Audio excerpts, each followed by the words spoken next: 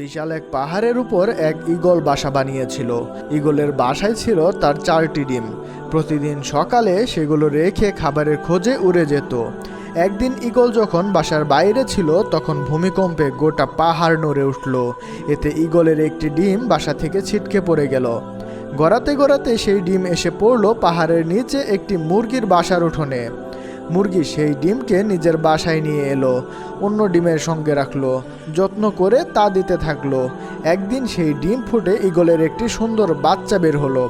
মুরগির বাচ্চাদের সাথেই ঈগলের বাচ্চাটি বড় হয়ে উঠতে লাগলো, কিন্তু সে ভেতর থেকে সব সময় অন্য কিছু অনুভব করত।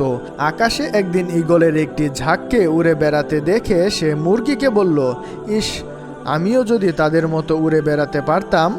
তখন মুরগি হেসে উত্তর দিল, তুমি কিভাবে উড়বে? তুমি তো মুরগি, এবং মুরগি কখনো আকাশে উড়ে না। ঈগল মাঝে মাঝে তার স্বগোত্রীয়দের উড়ে বেড়াতে দেখত এবং স্বপ্ন দেখত সেও তাদের মতো উড়ে বেড়াবে।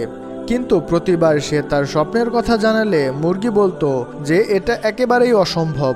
মুরগির এই কথাটি ঈগল বিশ্বাস করতে শুরু করলো এবং তার জীবনটা বাকি মুরগিদের মতোই কাটিয়ে দিল। অনেকদিন এভাবে কাটানোর পর একদিন সে মারাও গেল। আসলে এটা আমাদের জীবনের চরমতম সত্য। তুমি যা বিশ্বাস করতে শেখো একদিন তুমি তাই হয়ে উঠবে। তাই তুমি যদি ঈগলের মতো উড়ার স্বপ্ন দেখো তবে সেই স্বপ্নকে অনুসরণ করো, মুরগির কথায় কান দিতে যেও না।